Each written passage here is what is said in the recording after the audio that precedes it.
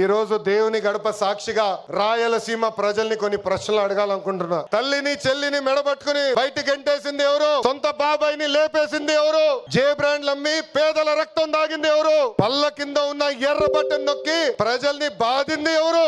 అందరూ ఎర్ర బుక్కు అని ఏడుస్తున్నారు. ఎందుకయ్యా అంత ఏడుపు? నేను ఆనాడు చెప్పింది ఏంటి? ఎవరైతే చట్టాన్ని ఉల్లంఘించి ప్రజల్ని కార్యకర్తలు ఇబ్బంది పెట్టారో చట్టపరంగా వాళ్ళ పైన యాక్షన్ తీసుకుంటానని నేను చెప్పా. ఈ రోజు ఎర్ర బుక్ కాదు కదా, ఎర్ర రంగు చూస్తేనే వణికిపోయే పరిస్థితి వస్తుంది. ఎర్ర బుక్ అంటే ఒకడికి గుండుపోటు వచ్చింది. ఎర్ర బుక్ అంటేనే ఒకడు బాత్రూమ్ లో కాలు జారి చెయ్యి ఎర్రగొట్టుకున్నాడు. ఇంకొకడు ఏమయ్యాడో మీ అందరికి తెలుసు. అర్థమైందా రాజా? అర్థమైందా రాజా?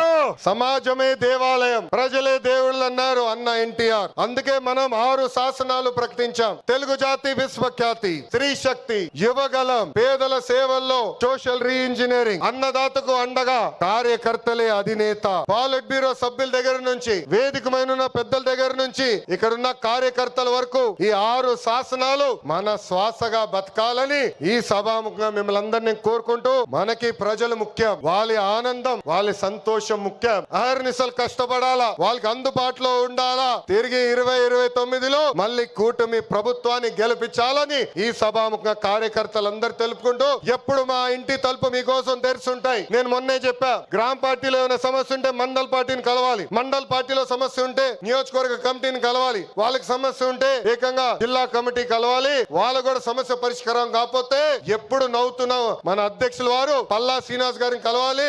ఆయన వల్ల కూడా అయిపోతే మీ లోకేష్ మీకు అండగా నిలబడతారు. మీ సమస్య పరిష్కరించే బాధ్యత నేను తీసుకుంటానని పసుపు సైన్యానికి ఈ సభాముఖంగా నేను హామీ ఇస్తూ, ఈ రోజు గౌరవ ముఖ్యమంత్రి గారు చంద్రబాబు నాయుడు గారు వేదిక పైన వచ్చినప్పుడు ఒక పాట పెట్టారు. ఆ క్షణంలో నాకు చాలా బాధేసింది. ఎందుకంటే ఆ పాట వినిన తర్వాత గౌరవ ముఖ్యమంత్రి గారిని నేను రాజమండ్రి జైల్లో మొదటిసారి కలిసిన సంఘటన గుర్తొచ్చింది. చాలా బాధేసింది. ప్రజల కోసం ఆయన జీవితం ఆల్మోస్ట్ పోయింది. అక్టోబర్ లో 2003 బాంబ్ బ్లాస్ట్ లో నక్సలైట్లు ఆయన పైన దాడి చేశారు. నాడు నేడు ఎప్పుడు ఆయన ప్రజల గురించి, ప్రజల భవిష్యత్తు గురించి ఆలోచించే వ్యక్తి. అలాంటి వ్యక్తికి ఎందుకు దేవుడు ఆనాడు ఈ పరీక్ష ఇచ్చాడా అనుకున్నా. ఇప్పుడు అర్థమైంది. తెలుగు ప్రజలు తిరిగి చంద్రబాబు నాయుడు గారు వెనక నిలబడేదానికి దేవుడు మనందరికి ఒక పరీక్ష పెట్టాడు. ఆ పరీక్ష జయించాను. అందుకే ఈ రాయలసీమ గడ్డ తెలుగుదేశం పార్టీ అడ్డా అని తెలుపుకుంటూ